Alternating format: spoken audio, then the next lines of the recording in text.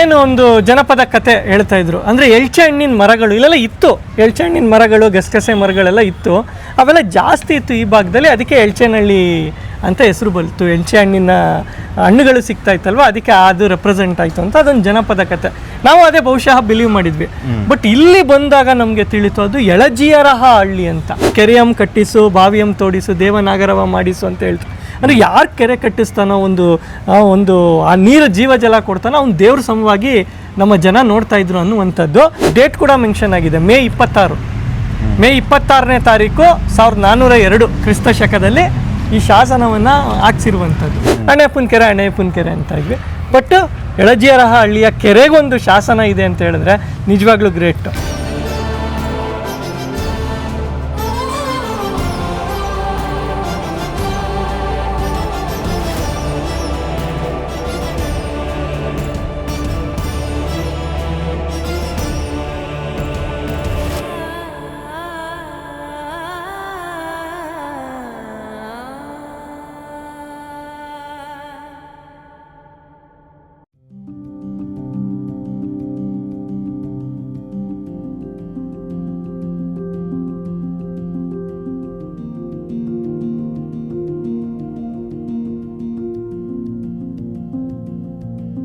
Sir, ವಿಜಯನಗರದ ಇತಿಹಾಸ ಹೇಳ್ತೀನಿ, ವಿಜಯನಗರಕ್ಕೆ ಸಂಬಂಧಪಟ್ಟಿದ್ದು ಒಂದು ಶಾಸನ ತೋರಿಸ್ತೀನಿ ಅಂತ ಎಲ್ಲೆಲ್ಲೋ ಕರ್ಕೊಂಬಂದ್ರಿ. ನಮಗಂತೂ ಫಾಲೋ ಮಾಡ್ಕೊಂಡು ಬಂದ್ವಿ, ಎಲ್ಲಿಗೆ ಬಂದ್ವಿ ಅಂತ ಗೊತ್ತಿಲ್ಲ.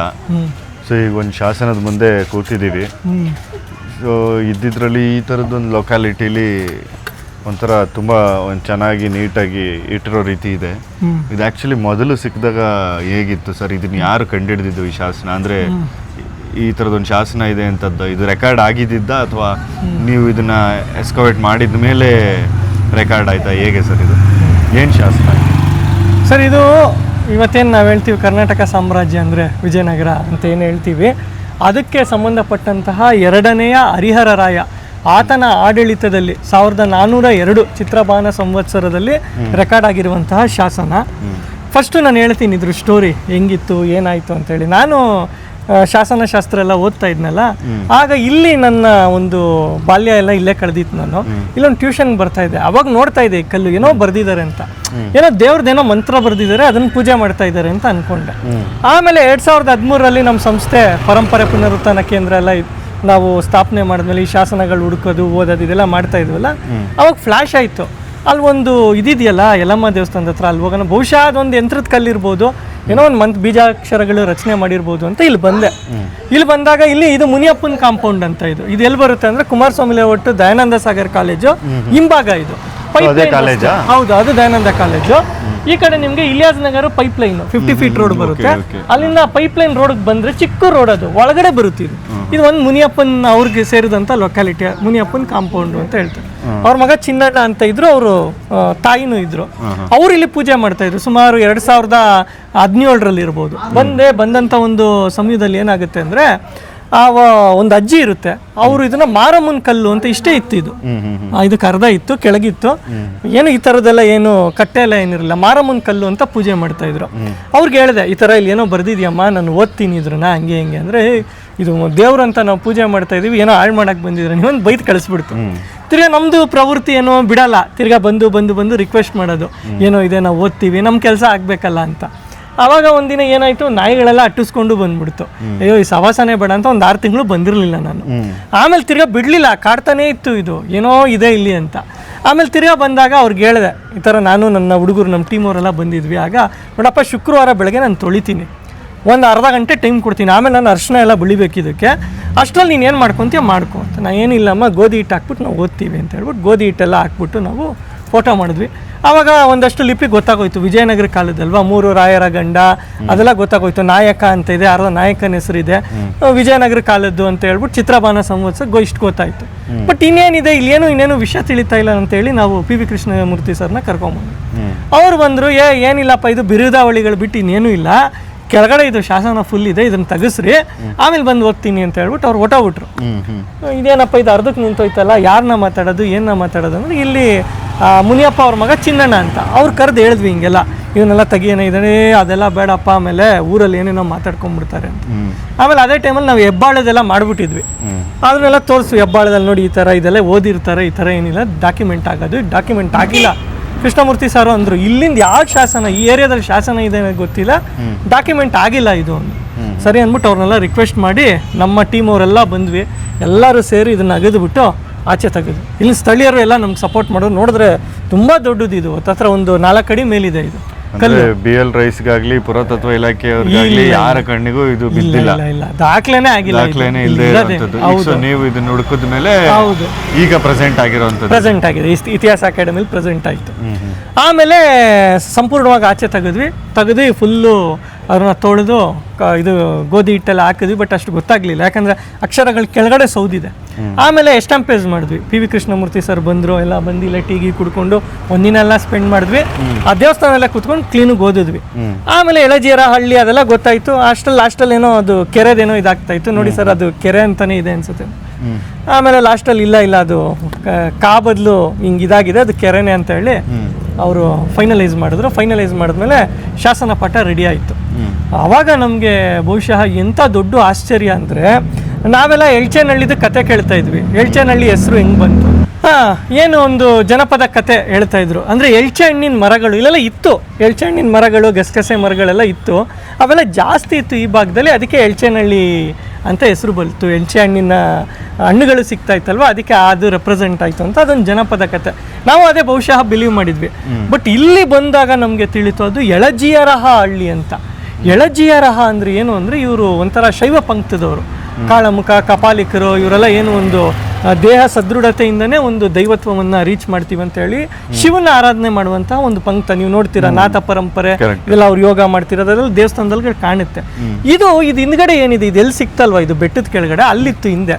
ಅದು ಶಾವ್ಗೆ ಮಲ್ಲಪ್ಪನ ಬೆಟ್ಟ ಅಂತ. ಅಲ್ಲಿ ಒಂದು ಪುರಾತನ ಶಿವನ ದೇವಸ್ಥಾನ ಇದೆ. ದಯಾನಂದ ಸಾಗರ್ ಕಾಲೇಜ್ ಒಳಗಡೆ ಇರೋದು ಶಾವ್ಗೆ ಮಲ್ಲಪ್ಪನ ಬೆಟ್ಟ. ಅದರಲ್ಲಿ ಶಾವ್ಗೆ ಮಲ್ಲಪ್ಪನ ದೇವಸ್ಥಾನ ಇದೆ. ಸೊ ಅಲ್ಲಿ ಈ ಬಹುಶಃ ಈ ಎಳಜೇರರು ಇದ್ದು, ಮುಂದೆ ಜರಗ್ನಹಳ್ಳಿ ಮತ್ತೆ ಬೇಗೂರಿನಲ್ಲಿ ನಾಗನಾಥೇಶ್ವರಿ, ನಾಗತರನಿಗೆ ಸಂಬಂಧಪಟ್ಟ ಅವರೆಲ್ಲ ಇದ್ದಂಥ ಒಂದು ಜಾಗವೇ ಎಳಜಿಯರಹ ಹಳ್ಳಿ ಅಂತ ಹೇಳಿ ಒಂದು ನಮಗೆ ಗೊತ್ತಾಯಿತು. ತುಂಬ ಖುಷಿ ಆಯಿತು. ಸೊ ಇಷ್ಟು ಒಂದು ಸ್ಥಳದ ಈ ಹೆಸರಿನಲ್ಲಿ ಇಷ್ಟು ದೊಡ್ಡ ಹಿನ್ನೆಲೆ ಇದೆಯಾ ಅಂತೇಳಿ. ಆಮೇಲೆ ಇನ್ನೊಂದು ವಿಶೇಷ ಏನು ಅಂದರೆ, ಹೆಂಗೆ ನಾವು ಪ್ರೈಮ್ ಮಿನಿಸ್ಟರು, ಅದಾದಮೇಲೆ ಇದೇನು president, wise president, prime minister ಹಿಂಗೆ ಬರ್ತೀವಿ, ಇಲ್ಲಿ ಆರ್ಡ್ರ್ ತುಂಬ ಚೆನ್ನಾಗಿ ಬಂತು. ಕರ್ನಾಟಕ ಸಾಮ್ರಾಜ್ಯದ ಏನು ಒಂದು ಅಧಿಪತಿ ಆದಂತಹ 2ನೇ ಸಾಮ್ರಾಜ್ಯದ ಒಂದು ಹೋಲ್ಡ್ ಇಟ್ಕೊಂಡಂತಹ ಎಂಪರರು, ಅವರ ಕೆಳಗಡೆ ಇಲ್ಲಿ ಲೋಕಲ್ ಲೀಡರು, ಅವಾಗೆಲ್ಲ ನಾಯಕ ಸಿಸ್ಟಮ್ ಇತ್ತಲ್ಲ, ಸಾರಿಯ ನಾಯಕ ಅಂದ್ರೆ ಅದು ಬಹುಶಃ ಸಾರಕ್ಕಿಗೂ ಕನೆಕ್ಟ್ ಮಾಡ್ಕೊಬಹುದು, ಸಾರಿಯನ್ನು ಇಲ್ಲ ಸೂರ್ಯನೂ ಆದ್ರೂ ಆಗಿರಬಹುದು ಅಂತೇಳಿ. ನಾಗಪ್ಪ ನಾಯಕ ಅವನದೊಂದು ಈ ಬೆಲ್ಟು ಅಂದ್ರೆ, ನಾನು ನಿಮಗೆ ಗೋವಿನಾಯಕನಹಳ್ಳಿ ಅಂತ ಹೇಳಿದೆ, ಕುಮಾರಸ್ವಾಮಿ ಲೇಟ್, ಅದು ಲೈಕ್ ಲೇಟರ್ ಬಂದಿರ್ಬೋದು, ಇಲ್ಲ ಅವನ್ ಫಾಲೋಯಿಂಗ್ ಆಗಿರ್ಬೋದು. ಸಾರಿಯ ನಾಗಪ್ಪ ನಾಯಕನ ಮನೆಯ ಮಗ ಮರಪ್ಪ ಅಂದ್ರೆ ಏನು ಅಂದ್ರೆ ಗೌಡ್ರು, ಆ ಒಂದು ಇನ್ಚಾರ್ಜ್ ಬರುತ್ತಲ್ಲ ಆ ಥರ ಮನೆಯ ಗೌಡ ಮರಪ್ಪ. ಅವನು ಮೋಸ್ಟ್ಲಿ ಈ ಲೊಕ್ಯಾಲಿಟಿ ಆಡಳಿತ ಮಾಡ್ತಾ ಇದ್ನಂತ. ಸೊ ಎಷ್ಟು ಚೆನ್ನಾಗಿ ಹೈಯಾರ್ಕಿಕಲ್ ಆಗಿ ಅದು ಬಂದಿದೆ ಅಂದರೆ, ಅವರ ಕೆಳಗಡೆ ಇದ್ದಂತಹ ಅಂದರೆ ವರ್ತಕರು, ನಗರತ್ತರು ಅಂದರೆ ವರ್ತಕರು, ಈಗ ನಗರತ್ರ ಪೇಟೆ ಅಂತ ಇದೆಯಲ್ಲ ಬಿಸ್ನೆಸ್ ಮಾಡೋರು, ಅಂದರೆ ಅವ್ರದ ಮನಸ್ಸು ಎಷ್ಟು ಉದಾರವಾಗಿತ್ತು ಅನ್ನೋದಕ್ಕೆ. ಅದರಲ್ಲಿ ತಿರುಮಲ ಶೆಟ್ಟಿ ಮತ್ತು ನಾಚೆ ಶೆಟ್ಟಿ ಅನ್ನೋ ಇಬ್ಬರು ಎಳಜಿಯರಹ ಹಳ್ಳಿಯ ಕೆರೆ ಈಗಲೂ ಇದೆ, ಅಣ್ಣಯ್ಯಪ್ಪ ಕೆರೆ ಅಂತ ನಾವು ಹೇಳ್ತೀವಿ, ತುಂಬ ಚಿಕ್ಕದಾಗಿ ಹೋಗಿದೆ. ಆ ಕೆರೆಗೆ ನೋಡ್ಕೊಳ್ಳಿಕ್ಕೋಸ್ಕರ 10 ಕಂಡಗ ಮತ್ತೆ 2 ಕೊಳಗ ಬೆಳೆಯಷ್ಟು ಜಾಗವನ್ನ ದಾನವಾಗಿ ಕೊಟ್ಟು ಅದಕ್ಕೆ ತೂಬನ್ನು ಇರಿಸಿದ್ದಾರೆ. ತೂಬ್ ಅಂದ್ರೆ ಬಹುಶಃ ನೀರು ತುಂಬಿದಾಗ ಹೋಗುವಂತ ಇದನ್ನ ಇಡಿಸಿರುವಂಥದ್ದು. ಇದು ನಮ್ಮ 600 ವರ್ಷಗಳ ಹಿಂದೆ ನಮ್ಮ ಬೆಂಗಳೂರಿನ ವರ್ತಕರು ಕೊಡ್ತಾ ಇದ್ದಂಥ ಕಾಂಟ್ರಿಬ್ಯೂಷನ್ ಹೆಂಗಿತ್ತು ನೋಡಿ. ಕೆರೆಯಂ ಕಟ್ಟಿಸು, ಬಾವಿಯಂ ತೋಡಿಸು, ದೇವನಾಗರವ ಮಾಡಿಸು ಅಂತ ಹೇಳ್ತು.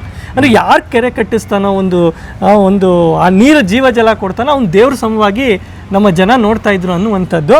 ಬೆಂಗಳೂರಿಗೂ ಏನು ಇದಿಲ್ಲ, ಎಲ್ಲೋ ಊರಲ್ಲಿ ಆಯ್ತು ಅನ್ನಲ್ಲ, ಇದು ಆ ಬೆಂಗಳೂರು ಭಾಗ ಇವತ್ತಾಗಿರೋದ್ರಿಂದ ಸೊ ಈ ಶಾಸನ ನಮ್ಗೆ ಸಿಕ್ಕೋದು ಬಹಳ ಪ್ರಮುಖ ಶಾಸನ ಅಂತಾನೆ ಹೇಳ್ಬೋದು ಸರ್. ಸೊ ನಮಗೆ ಬೆಂಗಳೂರಲ್ಲಿ ಸಿಗುವಂಥ ಕೆಲವು ವಿಜಯನಗರಕ್ಕೆ ಸಂಬಂಧಪಟ್ಟದ್ದು ಅಥವಾ ವಿಜಯನಗರದ ಕಾಲದ ವಿಚಾರಗಳನ್ನ ಹೇಳುವಂಥ ಶಾಸನಗಳಲ್ಲಿ ಇದು ಒಂದು. ಹೌದು. ಅಗೇನ್ 402 ಅಂದ್ರೆ ಹ್ಮ್ so ನಮ್ಮ ಕೆಂಪೇಗೌಡರುಗಳಿಂತಲೂ ಒಂದು ಹಿಂದೆ 150 ವರ್ಷಗಳ ಹತ್ರ ಹಿಂದೆ ಹೊರಟೋಯ್ತು. ಶಾಲಿವಾನಶಕ್ಕೆ 1324 ಮತ್ತೆ ಬರುತ್ತೆ. ಇನ್ನು ಇದು ಒಂಥರ ಇನ್ನು ವಿಜಯನಗರದ ಅರಸರಲ್ಲಿ ಏನು ಶುರು ಮಾಡಿದ್ರು ನಮ್ಮ ಕರ್ನಾಟಕ ಸಾಮ್ರಾಜ್ಯನ, ಅದು ಪ್ರಾರಂಭದ ಟೈಮ್ಲೇ ನಾವು ಇನ್ನೊಂದು 50 ವರ್ಷ ಒಂದು 2ನೇ ತಲೆಮಾರಲ್ಲಿ ಇರುವಂತದ್ದು. ಹೌದು ಹೌದು ಹೌದು, ಸ್ಟಾರ್ಟಿಂಗ್ ಇನಿಷಿಯಲ್ ಸ್ಟೇಜ್. ಸೊ ಅವಾಗ್ಲಿಂದಲೇ ಸೊ ನಾಟ್ ಓನ್ಲಿ ಅಚ್ಯುತರಾಯನ ಕಾಲದಲ್ಲೋ ಅಥವಾ ಕೆಂಪೇಗೌಡರ ಕಾಲದಲ್ಲಿ ಲಿಂಕ್ ಆಯ್ತು ಅನ್ನೋದಲ್ಲದೆ ಹೌದು ಹಿಂದೆನೆ ವಿಜಯನಗರ ಹುಟ್ಟಿದಾಗ್ಲಿಂದನೂ ಹೌದು. ಸೊ ಕರ್ನಾಟಕ ಸಾಮ್ರಾಜ್ಯದ ಭಾಗ ಆಗಿದ್ರಿಂದ ಎಲ್ಲದಕ್ಕೂ ಒಂದಕ್ಕೊಂದು ಸಂಬಂಧ ಇತ್ತು ಅನ್ನೋದಕ್ಕೆ ಇದೊಂದು ದಾಖಲೆ ಆಗುತ್ತೆ. ಶಕ ವರ್ಷ 1324 ಬರುತ್ತೆ. ಅದಕ್ಕೆ ನಾವು 78 ಆ್ಯಡ್ ಮಾಡಿದ್ರೆ 402 ಚಿತ್ರಭಾನು ಸಂವತ್ಸರ ಅಂತೇಳಿ ತುಂಬಾ ಚೆನ್ನಾಗಿ. ಹಿಂದೆ ದೇವಸ್ಥಾನದ ಹತ್ರ ಇತ್ತಾ? ಹೌದೌದು, ಆ ಬೆಟ್ಟದ ಹತ್ರ. ಅಂದ್ರೆ ಡೇಟ್ ಕೂಡ ಮೆನ್ಷನ್ ಆಗಿದೆ, ಮೇ 26ನೇ ತಾರೀಕು 1402 ಕ್ರಿಸ್ತ ಶಕದಲ್ಲಿ ಈ ಶಾಸನವನ್ನ ಹಾಕ್ಸಿರುವಂತದ್ದು. ಅಂದ್ರೆ ಅಲ್ಲಿ ಹಿಂದೆ ಗುಡ್ಡಗಾಡು ಪ್ರದೇಶ ಸರ್, ಅದು ಏನ್ ದಯಾನಂದ ಕಾಲೇಜ್ ಅಂತ ಇದೆ. ಇವಾಗ ಪೂರ್ತಿ ಅದು ಕಾಲೇಜ್ ಗೊತ್ತಾಗಲ್ಲ. ದೇವಸ್ಥಾನ ಈಗಲೂ ಇದೆ. ಅಂದ್ರೆ 1965 ಗಂಟ ಈ ಸಾರಕ್ಕಿ ಜರಗನಹಳ್ಳಿಲೆಲ್ಲ ಜಾತ್ರೆ ಮಾಡಿದಾಗ ಶಾವಿಗೆ ಮಲ್ಲಪ್ಪ ಇಲ್ಲಿಂದ ಹೋಗೋದು, ಅಲ್ಲಿ ಗಂಟೆ ಜಾತ್ರೆ ನಡೀತಾ ಇತ್ತು ಅಲ್ಲಿ. ಆಮೇಲೆ ದಯಾನಂದ ಕಾಲೇಜ್ದು ಯಾವಾಗ ಇದು ಬಂತು, ಅದಾದ್ಮೇಲೆ ಅಲ್ಲಿ ಜಾತ್ರೆ ಇಲ್ಲ. ಈಗಲೂ ಸೋಮವಾರದ ಹೊತ್ತು ಪೂಜೆ ಇದೆ. ಅಲ್ಲೇನು ಬೇರೆ ಕುರುಹುಗಳೆಲ್ಲ ಇಲ್ಲ, ಏನು ಅಂಥದ್ದೇನು ಸಿಕ್ಕಲ್ಲ ಅಲ್ಲಿ. ಪುರಾತನವಾದಂಥ ನಿಮಗೆ ಇದು ಸಿಕ್ಕ ಮೇಲೆ ಏನಾದ್ರು ಅಕ್ಕಪಕ್ಕ ಬೇರೆದೇನಾದ್ರು ಇದಕ್ಕೆ ರಿಲೇಟೇಬಲ್ ಹುಡುಕಿದ್ರ? ರಿಲೇಟೇಬಲ್ ಅದೇ ಸಾರಕ್ಕಿ ನಾವು ರಿಸರ್ಚ್ ಮಾಡ್ತಾ ಇರೋದ್ರಿಂದ ಇಲ್ಲಿ ನಾಗಪ್ಪ ನಾಯಕ ಸಾರಿಯಾ ಅಂತ ಒಂದು ಕನೆಕ್ಷನ್ ಒಂದು ಸಿಕ್ತು. ಅದೊಂದು ನಿಜವಾಗ್ಲೂ ಖುಷಿ ಆಯ್ತು. ಆಮೇಲೆ ಕೆರೆ ಹೋಗಿ ನೋಡ್ಕೊಂಡ್ ಬಂದ್ವಿ, ತುಂಬಾ ಚಿಕ್ಕದಾಗಿ ಹೋಗಿದೆ, ಸಂಕುಚಿತಗೊಂಡಿದೆ. ಈಗಲೂ ಇದೆ ಅಣ್ಣಯ್ಯಪ್ಪನ ಕೆರೆ ಅಂತ ಈಗ ಹೇಳ್ತೀವಿ. ಅಲ್ಲಿ ಅವ್ರ ಜಮೀನು ತಗೊಂಡಿರೋದ್ರಿಂದ ಆ ಒಂದು ಜನಾಂಗ ಅಂದ್ರೆ ಆ ಒಂದು ಅವ್ರ ಫ್ಯಾಮಿಲಿ ಅವರು ಅಣ್ಣಯ್ಯಪ್ಪನ ಕೆರೆ ಅಂತ ಇದ್ವಿ. ಬಟ್ ಎಳಜಿಯರಹ ಹಳ್ಳಿಯ ಕೆರೆಗೊಂದು ಶಾಸನ ಇದೆ ಅಂತ ಹೇಳಿದ್ರೆ ನಿಜವಾಗ್ಲೂ ಗ್ರೇಟ್. ಅದೇ ಇವಾಗ ಅವ್ರು ಕಟ್ಟಿದ್ದು ದೇವಸ್ಥಾನಗಳಿದಾವೋ ಕೆರೆಗಳಿದಾವೋ ಗೊತ್ತಿಲ್ಲ, ಆದ್ರೆ ದಾಖಲೆಗಳಂತೂ ಇದೆ. ನೋಡಿ, ಶಾಸನಗಳು ಇತಿಹಾಸಕ್ಕೆ ಎಷ್ಟು ಅತಿ ಅಮೂಲ್ಯವಾದ ದಾಖಲೆ ಆಗುತ್ತೆ ಅಂದ್ರೆ ಇದು ಶೋಧಿಸೇ ಇರಲಿಲ್ಲ. 2018ಕ್ಕೆ ನಮ್ಗೆ ಸಿಕ್ತು. ಅವಾಗ ನಮ್ಗೊಂದು ಹೊಸ ವಿಚಾರ ಗೊತ್ತಾಯ್ತು. ಅದು ನೋಡಿ, ಸೂರ್ಯ ಚಂದ್ರ ಹಾಕ್ಬಿಟ್ಟಿದ್ದಾರೆ, ಅದಿರೋ ಒಂದು ಗಂಟ ಇದು ಇರುತ್ತೆ ಅಂತೇಳಿ. ಆಮೇಲೆ ದೇವ್ರು ಅಂತ ಇವ್ರು ಪೂಜೆ ಮಾಡ್ಕೊಂಡ್ ಬರ್ತಾ ಇದ್ರಲ್ಲ, ಅದನ್ನ ನಾವು ಅಲ್ಗೆಳೆಯಂಗಿಲ್ಲ. ಕರೆಕ್ಟ್ ಅದಕ್ಕೊಂದು ಎಮೋಷನಲಿ ಆದ್ರೂ ದೇವ್ರೆ. ಹೌದೌದು. ಈಗ ಇದು ಕೇವಲ ಇಷ್ಟೇ ಇದು ಎವಿಡೆನ್ಸ್, ಈಗ ಯಾವ ರಾಜನೂ ಇಲ್ಲ, ಈಗ ಇದು ಯಾಕೆ ಅಂದ್ರೆ ಇದು ವಿಚಾರವಾಗಿ ಮುಗಿದೋಗುತ್ತೆ ಅಷ್ಟೇ. ಅದ್ರ ಮೇಲೆ ಒಂದು ಭಕ್ತಿ ಇರೋದಕ್ಕೆ ಇಲ್ಲಿವರೆಗೂ ಉಳ್ಕೊಂಡಿದೆ. ಹೌದೌದು. ಆಮೇಲೆ ಏನಾಗೋಯ್ತು ಸರ್, ಒಂದು ಕತೆ. ಈ ಜನರು ಒಂದು ಮಿತ್ಗಳನ್ನ ಎಷ್ಟು ಬಿಲೀವ್ ಮಾಡ್ತಾರೆ ಅಂದರೆ, ನೋಡಿ, ಇದು ಬೆಂಗಳೂರಿನ ಭಾಗ ಆಗಿದೆ. ಕುಮಾರಸ್ವಾಮಿ ಲೇಔಟಲ್ಲಿ ನಾವು ಇದ್ದೀವಿ, ಎಲ್ಚೇನಹಳ್ಳಿ ಕುಮಾರಸ್ವಾಮಿ ಲೇಔಟ್ ಮಧ್ಯ. ಇಲ್ಲಿ ಇದು ಕಲ್ಲನ್ನೆಲ್ಲ ಫುಲ್ ತೆಗೆದುಬಿಟ್ವಿ ನಾವು. ತೆಗೆದ್ಮೇಲೆ ಏನು ಓದಬೇಕಿತ್ತು. ಓದೋಕ್ಕೇನಾಗಿತ್ತು, ಎಸ್ಟಾಂಪೇಜ್ ಆಗೋ ಗಂಟೆ ಟೈಮ್ ಬೇಕಾಗಿತ್ತು. ಚಿನ್ನಣ್ಣ ಅವ್ರು ಫೋನ್ ಮಾಡಿಬಿಡ್ತಾರೆ ನನಗೆ, ಏನ್ರಿ ಮಾಡ್ತಾ ಇದ್ದೀರಾ, ರಾತ್ರಿ ಫೋನ್ ಮಾಡ್ಬಿಟ್ಟು ಏನು ಮಾಡಿದ್ದೀರಾ, ಎಲ್ಲರೂ ಹೇಳ್ತಾವ್ರೆ ಏನೋ ಸಿಕ್ತಂತೆ ಮಡಿಕೆಯಲ್ಲಿ, ನೀವೊಂದು ಎತ್ಕೊಂಡಿದ್ದೀರಂತೆ, ನನಗೊಂದು ಕೊಟ್ಟಿದ್ದೀರಂತೆ. ಈ ಥರ ಏನು ಊರಿನ ಮುಂದ್ಗಡೆನೆ ನೀವು ಈ ಥರ ಹಳ್ಳ ತೋಡ್ಬಿಟ್ರೆ ನಮ್ಮ ಇಡೀ ಊರಿಗೆ ಕೆಡಕ್ರಿ, ಇದು ನಮ್ಮ ಏರಿಯಾಗೆ ಕೆಡಕಿದ್ದು, ಹಂಗೆ ಮಾಡಿ ಹಾಳು ಮಾಡ್ಬಿಟ್ರಲ್ಲ, ನಮ್ಮ ದೇವಸ್ಥಾನದ್ದು ಇದೇ ಹಾಳಾಗೋಯ್ತಲ್ಲ ಅಂತ. ಅಯ್ಯೋ ಚಿನ್ನಣ್ಣ ಅವರೇ, ನೀವೇನು ತಲೆ ಕೆಡಿಸ್ಕೊಂಬಿಡಿ, ಅದನ್ನು ಎಷ್ಟು ಚೆನ್ನಾಗಾಗುತ್ತೋ ಅಷ್ಟು ನಮ್ಮ ಕರ್ನಾಟಕದ ಹೆಮ್ಮೆ ಅದು, ಅದನ್ನು ಚೆನ್ನಾಗಿ ನಾವು ಮಾಡ್ಕೊಡ್ತೀವಿ ಅಂತೇಳಿ ಮತ್ತೆ ಬಂದವ್ರಿಗೆ ಸಮಾಧಾನ ಮಾಡಿ ಇದನ್ನೆಲ್ಲ ನಾವೇ ಪ್ರಾಜೆಕ್ಟ್ ದತ್ತಿ ಅಂತ ತಗೊಂಡ್ವಿ. ನಮ್ಮ ಪರಂಪರೆ ಪುನರುತ್ಥಾನ ಕೇಂದ್ರದಿಂದ ನಮ್ಮ ಟೀಮಲ್ಲೇ ನಮ್ಮ ಹುಡುಗರೆಲ್ಲ 1,000, 2,000, 3,000 ದುಡ್ಡು ಹಾಕಿ ಇದಕ್ಕೊಂದು ಕಟ್ಟೆ ಕಟ್ಟಿಸಿ, ನೋಡಿ ಅದು ಕರ್ನಾಟಕದ್ದೇ, ಅದು ಇದೆಲ್ಲ ಹಾಕ್ಸಿದ್ವಿ, ಚೈನ್ ಥರ ಎಲ್ಲ ಮಾಡಿಸಿ ಅದಕ್ಕೆ 2 ಬೋರ್ಡ್ ಹಾಕ್ಸಿದ್ವಿ. ಇಂಗ್ಲೀಷಲ್ಲಿ ಬರೋರ್ಗೂ ಇರಲಿ, ಕನ್ನಡದಲ್ಲಿ ಅಮೃತ ಕಲ್ಲಲ್ಲೇ ಹಾಕ್ಸೋಣ, ಅದಕ್ಕೆ ವಿಜಯನಗರದ ಲಾಂಛನ ಬರಲಿ, ಅದರಲ್ಲೂ ಸೂರ್ಯಚಂದ್ರ ಇರಲಿ ಅಂತೇಳಿ ಅದರಲ್ಲಿ ಫುಲ್ಲು ವಿಚಾರವನ್ನು ಹಾಕ್ಸಿದ್ವಿ. ತುಂಬ ಚೆನ್ನಾಗಿ ಆಗಸ್ಟ್ 15, 2018 ತುಂಬ ದೊಡ್ಡ ಕಾರ್ಯಕ್ರಮ ಆಯಿತು ಸರ್.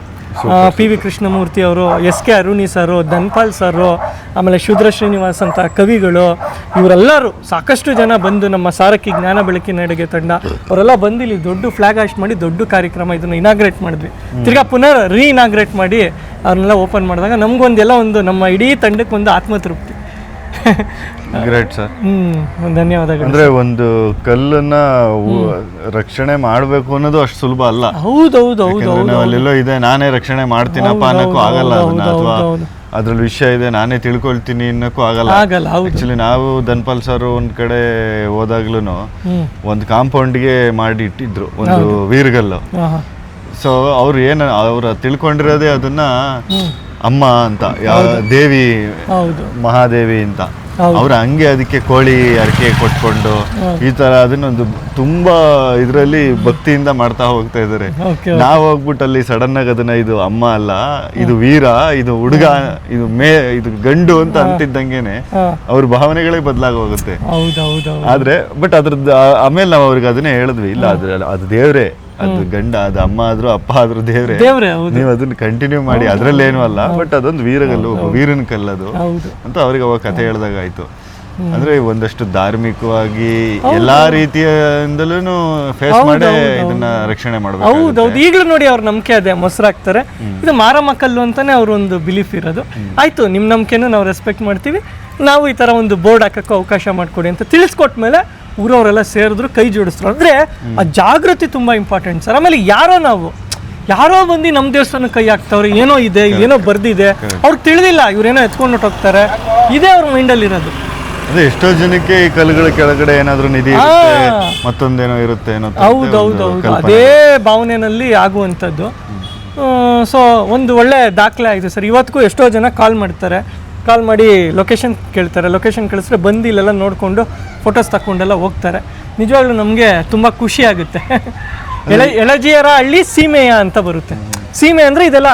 ಆಮೇಲೆ ಇಲ್ಲಿ ಏನು ಗೊತ್ತಾ ಸರ್, ಇಲ್ಲಿ 1970 ಗಂಟೆ ಇಲ್ಲಿ ಸಂತೆ ಆಗ್ತಿತ್ತು, ಇಲ್ಲೇ ಹಿಂದ್ಗಡೆನೆ ಸಂತೆ ಇತ್ತು, ಇದೆಲ್ಲ ಸಂತೆ ಆಗ್ತಾ ಇದ್ದಂಥ ಜಾಗ.